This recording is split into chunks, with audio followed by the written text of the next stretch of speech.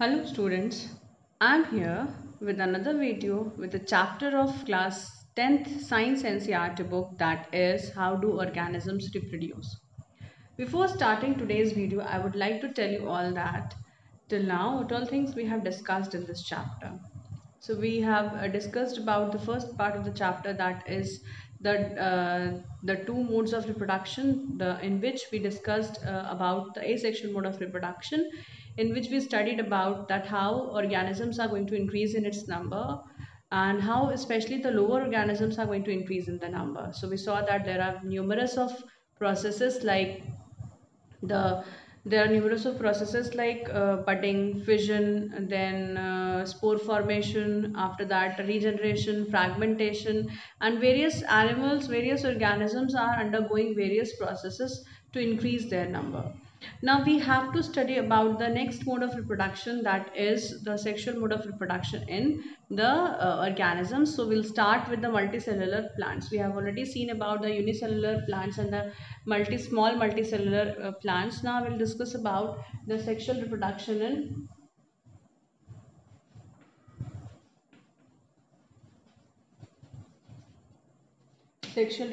in plants. For this discussion, we can understand that we have understood already seen the structure of flower yesterday.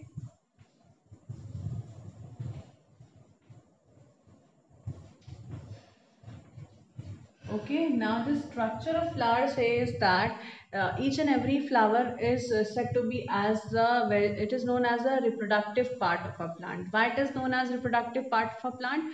It is known as a reproductive part of the plant because it contains the different it contains it contains the reproductive organs, children. Okay, so if one plant contains only one type of reproductive organ, that is either the male reproductive organ or the female reproductive organ in them, it is said to be as the unisexual flower. Okay, it is said to be as the unisexual flower.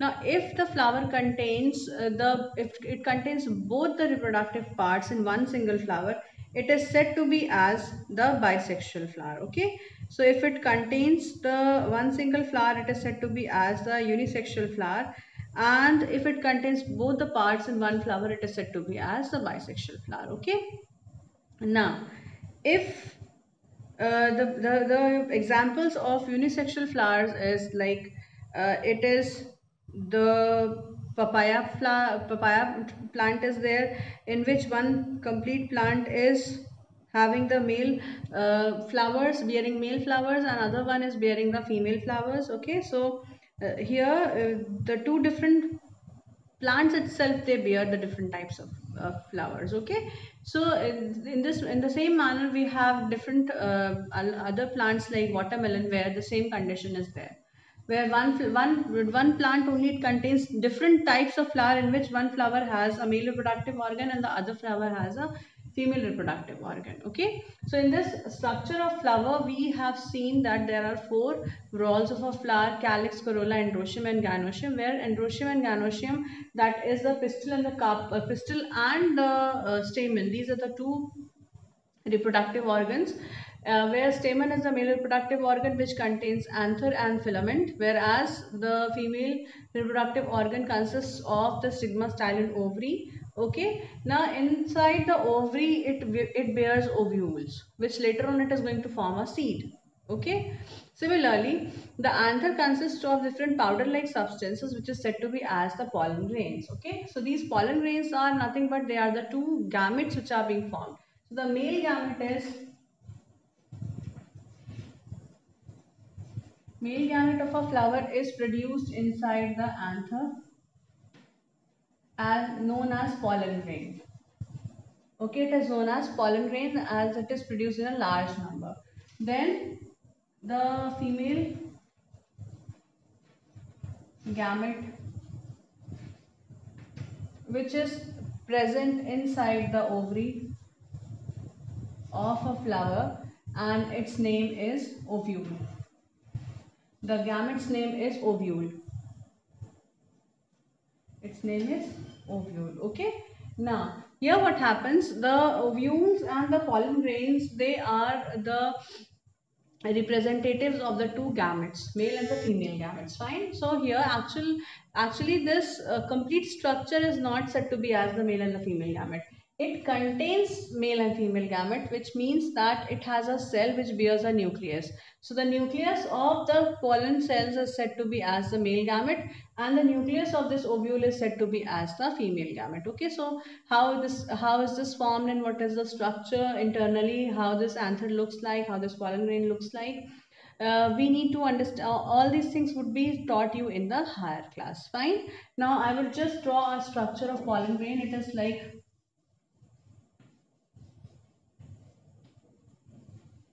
fine, it is somewhat like this one. The structure of pollen grain is like this. Okay, so here it contains two covering. The outer cover is known as exine, and the inner cover is known as, this inner layer is known as intine. Okay, it has one pore through which it will develop one structure. This is known as the germ pore.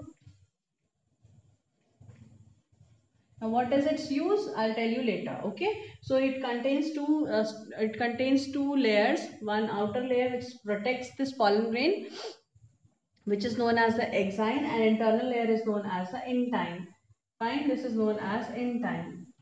And this intine and exine is going to have, inside this there is a nucleus, and this nucleus is only this has to be transferred. This has to be transferred in the ovule, then only a seed is going to be formed. Okay, so I'll just go in the details of the events of the sexual mode of reproduction in the flower.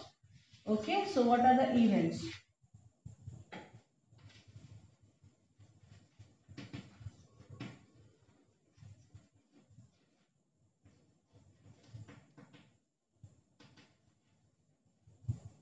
Or in the plants. So what is the event? What are the events? The first event is the pollination. Okay, the first event is pollination. Then the second event is fertilization. Then the third event is seed formation.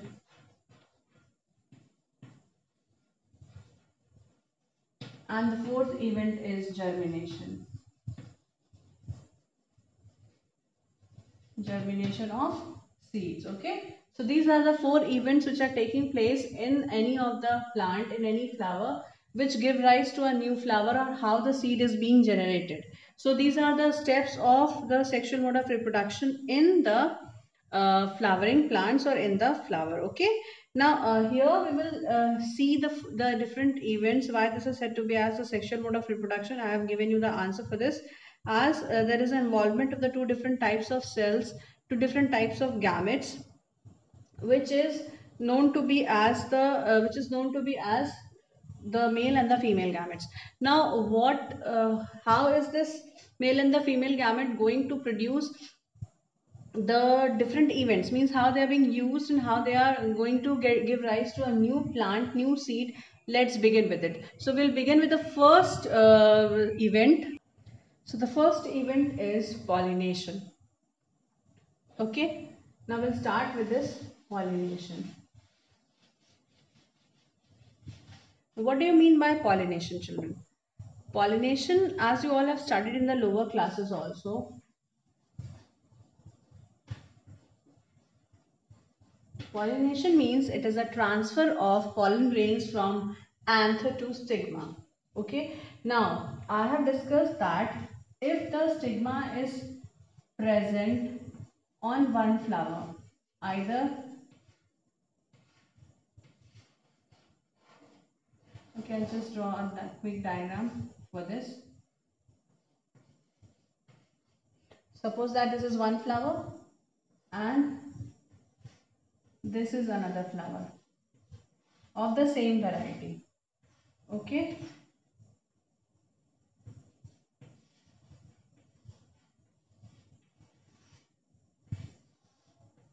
so it is of the same variety. Fine.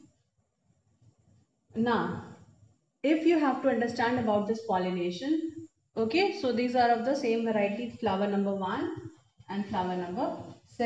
It is of same variety. Say that it is a flower of petunia or something. Okay, you can give the name. Now we have to study about the pollination, and I said that it is the transference of pollen grain from the stigma, from the anther to stigma. Where is this pollen grain produced? Pollen grains are produced inside this anther. Okay, so this anther consists of the pollen grains, children. Okay, so this anther has a pollen grain, and they have the other, I mean they have some other flower also will be producing the same thing. Now how is this transfer of the pollen grain taking place? Let's see. So if the transfer of the pollen grain from the anther to stigma is taking place in the same flower, same flowers, anther is there, same flowers, stigma is there. So this is anther, this is stigma. So from here the pollen grains are moving from here till the stigma of the same flower. Okay, please understand this. So if the transference of the pollen grain is taking place from the anther of the one flower to the stigma of the same flower, both are present in the same flower, it is said to be as self pollination. Self pollination. Okay, what is self pollination? Self means it is done in the within the same flower. How? The transfer of the pollen grains from the anther to the stigma of the same flower.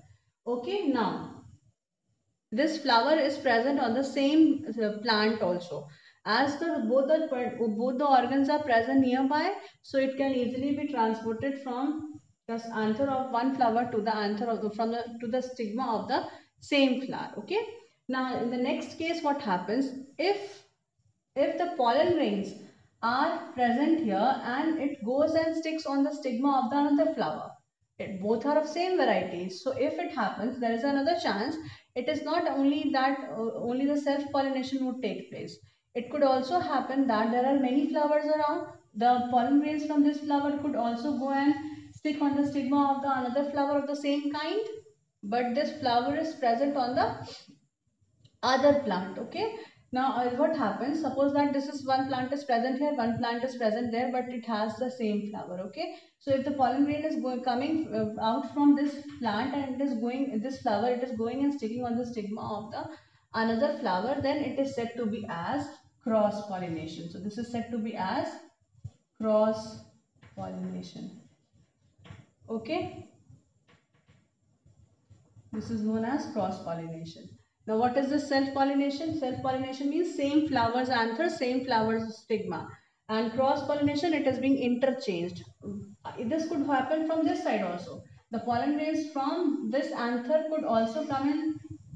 The pollen grain from this anther could also come and stick on the stigma of the flower number first.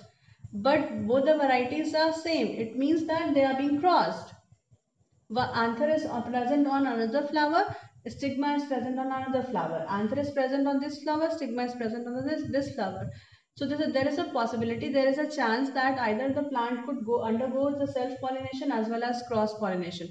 This is the possibility for the bisexual flower. Okay, it takes place in bisexual flower, children. Why? Because both the organs are present in the same flower, in the same plant. Okay, now there is a chance of cross pollination also, because there could be a fair chance of cross pollination in this bisexual flowers, because the anther is present here and the stigma is present on another flower, so it could also interchange. So this was about the cross and the self pollination, but cross pollination is always happening in the unisexual flower. Why? Because there is none other way to do pollination, because anther is present on one flower and stigma is present, always present on another flower. Sometimes the plants are also different, so there is only there is only one way to do this pollination, and this is the very first step of the sexual reproduction, because of which a new variety of seed is going to be produced. Now we have studied about self pollination and cross pollination. The first step is over. The next step, so what would you write about pollination? It is a transfer of pollen grains from anther to stigma. Now this anther and the stigma could be of the same flower, then it is said to be as a self pollination. And if anther and stigma are going to be interchanged, then it is known to be as a this is said to be as a cross pollination. Now the second event is fertilization.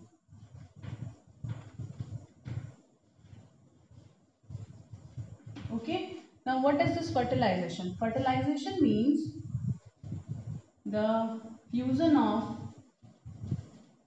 what is this? This is the fusion of, okay, it is the fusion. Fusion means mixing, the attachment, fusion of male and female gamete inside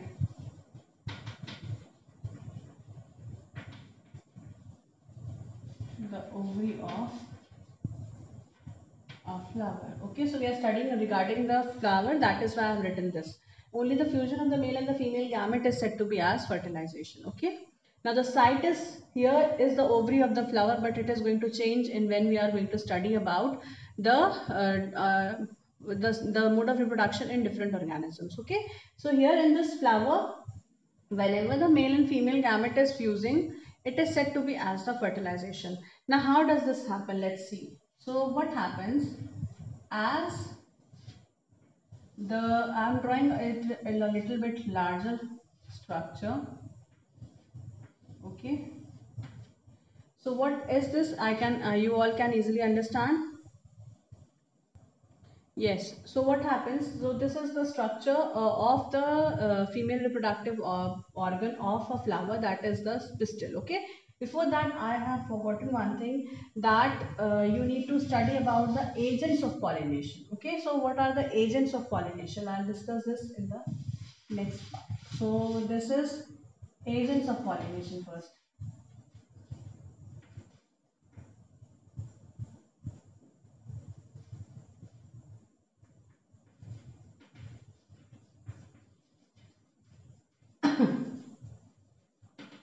What is this agents of pollination? Agents of pollination means these are the helpers. Agents means these are the helpers.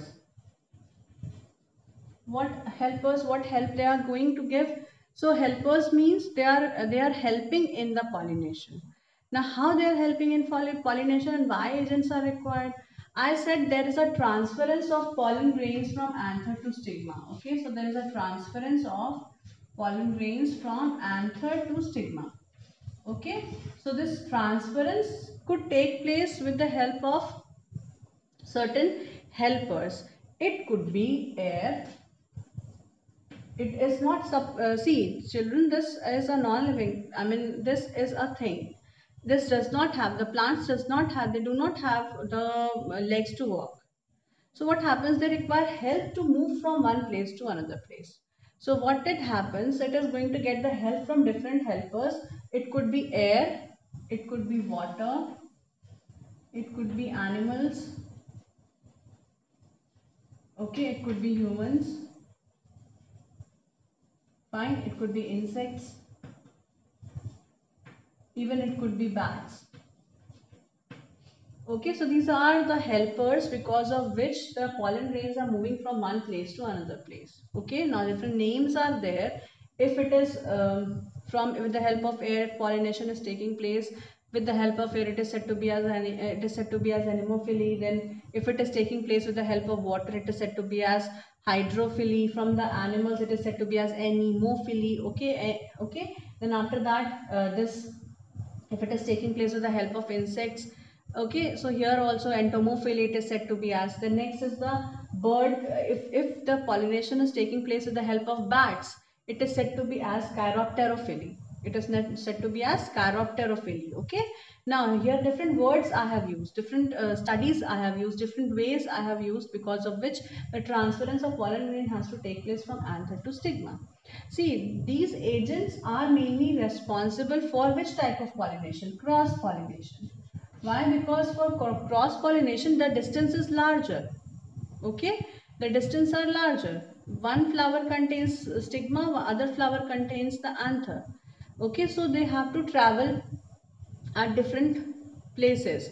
So how this distance would be traveled? This distance of the pollen grain would be traveled with the help of air, water, air, animals, humans, and insects. Okay, so it could be bats also. Now different flowers have different varieties of flower have different, you could say, the nature, because of which the agents of pollination changes. See, if certain plants are there which is wind pollinated or air pollinated, okay, air or wind, right?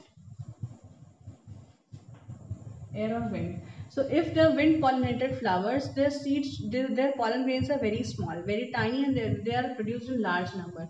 Suppose that it takes place in the grass. Okay, this takes place in the grass. Pollination by the air takes place in grass, where the pollen grains are very tiny and they are produced in a large number, where they are very light in their weight. They could easily float in the air. They would move with the air. Okay.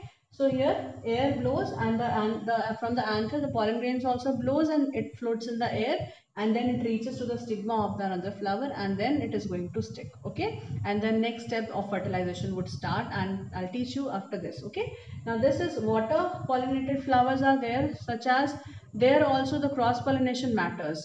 Some of these water pollinated pollen grains, they have protective covering, are they are waterproof because they have to float on water.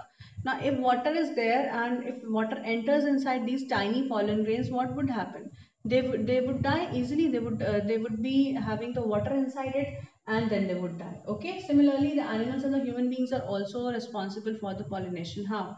Animals, when we go in the park or when we go in the garden where the flowers are there, and we start touching the flowers, so the pollen grains are coming in our hands, and then we are going to touch another flower. Then what happens? Or with on the clothes also, the pollen grains are stick because it is very tiny. So what happens? These are going to stick on the hands or on the clothes of the different human beings. Okay, and for example in the animals, these are sticked on their body, on the hair of the animals. So when the animal is walking from one place to another place, and if it is touching the flower, then what happens? It is going to be this flower is going to, the pollen grains are going to be sticked on the body hair of the animal, or on the clothes or on the fingers of or the parts of the human beings. Then it would be attached, it is going to be sticked on the stigma once we are touching the flower with the hands. Okay, or with the body of the animal. So this is how the pollination is taking place. Next, insects are there. So it's very common that some insects like honeybees, or the insects like mosquitoes, dragonflies, many different variety. Even birds are also there. Yes, I've forgotten to write. Birds are also there. So birds are also the one of the pollinating agent. So here all these birds, the feather of the birds, even birds also tries to take up insect from the flowers. Like so, if insects are sitting on the flower, these birds are getting attracted toward it.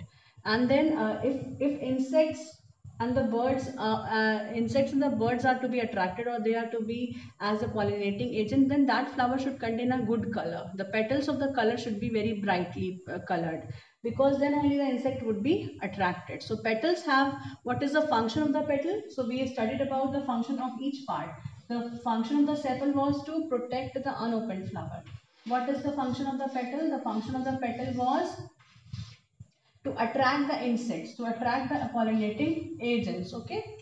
Similarly, what was the function of the anther? Function of the anther was to produce the pollen grains, to produce male gametes.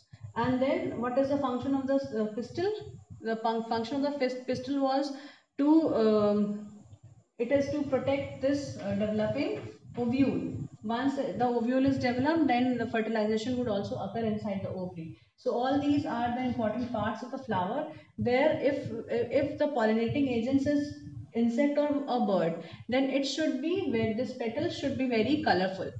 Then only the insects would be attracted. So there are certain features that should also be present inside the pollen grains. Okay, so the pollen grains are light if in weight, so it would be floating easily in the air. If it is waterproof, it is going to be floated on the water. Then if it is having certain hooks, or they are having exines, and I said that they have exine and entines, so these exines are going to attach with the hair of the animals and the human beings, okay, the clothes of the human beings, hand, fingers, okay, anything it could be. Then if it is with the insects and the birds, it means that it should have a bright color. Now what about the flowers which are means some of the flowers are only opening during the night time, they are blooming at the night time. So what kind of flower they would have, what features they should have? They are always having a good sweet smell, okay, sweet smelling flowers are there which is going to bloom during night time. Now this smell of the flower is going to attract the insects which is always present at the night, like moth. They are always flying in the night time, okay, many other tiny insects are there which is flying during the night. So they are going to pollinate the night blooming flowers. They are having white color. Now why they are having, generally they are white in color, so if they are having white in color, it means that that white color would be easily visible during night time, okay. And if the moon rays are falling on the white colored flower, it is going to shine, it is very much easier for these insects which are flying during the night time, or the moth during which are flying during the night time, or these bats even. So they are going to be attracted towards the smell as well as the color of the flower, as these bats cannot see, so they can feel the smell of the flower and they can go near to them. Crickets are there, many insects are there which are nocturnal. So if animals are moving in the night time, so they are moving through these flowers, then what happens? They are pollinating, they are also moving, and also they are pollinating the flowers, okay. Now once they are pollinating the flowers, then the next step starts. So these are said to be as the helpers, as they are helping in the pollination, children. So this is about the agents of pollination. So please remember, these are the different agents of flower, and what variety, what feature each flower should contain if it has to be pollinated with different pollinating agents, okay. Now the next thing which we need to discuss is the second step, that is fertilization.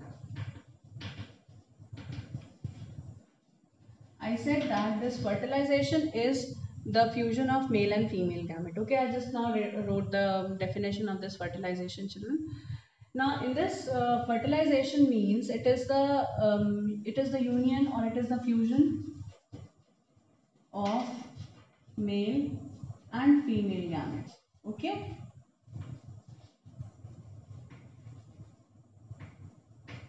Now, how does this happen? I'll just draw the diagram. I'll draw one enlarged diagram. Okay. What is happening inside, and how is this flowering? How is this flower getting fertilized? I'll tell you. Fine. Now, here what happens? See, it has the structure. I'll just draw a diagram.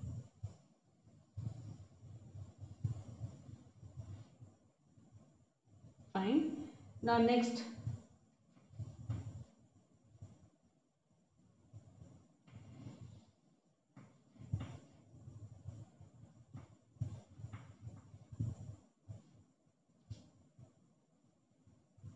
okay. Now here, this is the diagram which is going to be drawn, which I have drawn here. So this is the stigma. This is the stigma, as you could understand. This is style. This is ovary, and here is the ovule, which is known as the female gamete. Okay, now this is the female gamete, or this is also known as female germ cell.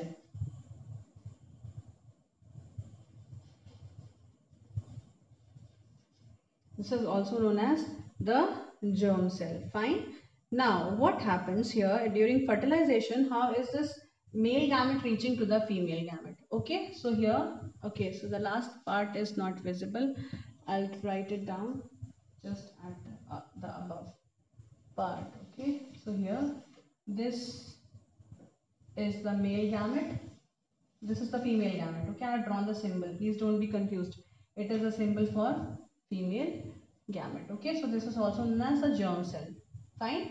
Now next thing what happens, see, it is the simple. It is the diagram like this only. It contains one structure inside this and here. Okay, so it contains one nucleus. So this is said to be as the germ cell. It has a nucleus which is known as the female gamete. Now what happens? As soon as the pollen grains come and sits over this, it sticks on the stigma. So it is going to develop it is going to develop a tube-like structure. I said that this pollen grain has a structure which has exine and entine. So this is what I have drawn here. Okay, so what happens? Here the pollen grains are going to come and stick. So this pollen grain come and stick on the stigma. It develops, it is going to give rise to a tube-like structure. It is going to grow from that opening. So it develops a tube-like structure. Okay, so this starts germinating on the stigma. It starts germinating. So once it starts germinating, it is going to develop a fine tube-like structure. This is what is known as a pollen tube. Okay, this pollen tube is germinating, and once it is germinating, it starts developing a pollen tube. Now this pollen tube extends and reaches towards the ovary. This pollen tube is extending and reaching towards the ovary. Now with this pollen tube, what the nucleus which is present inside is the male gamete, which is known as the male gamete. This male gamete also starts moving with this. Okay, in this germ tube, it starts moving. It reaches here, it comes here, and ultimately it enters inside the ovary. It enters inside the ovary. I think you could see it, and I'll draw it with some other chalk so it would be easily visible. So this is what is the male gamete, okay, and this red one is the female gamete. Now this is going to reach, already the female gamete was present in the ovary, the male gamete has reached through this pollen tube. It starts germinating, and this pollen tube starts germinating from this exine, from this entire part, from the germ pore. It starts germinating on the stigma. So it starts germinating, okay, it starts germinating and it reaches towards the ovary. Fine, and it enters finally, this pollen tube enters in the ovary. The gamete which is present in the pollen grain is going to enter from this pollen tube. It enters inside the ovary and it fuses with the female gamete which is present inside the ovule. Now this fuses and forms a structure. This fuses and forms one structure. This is said to be as soon as it fuses, it is said to be as fertilization.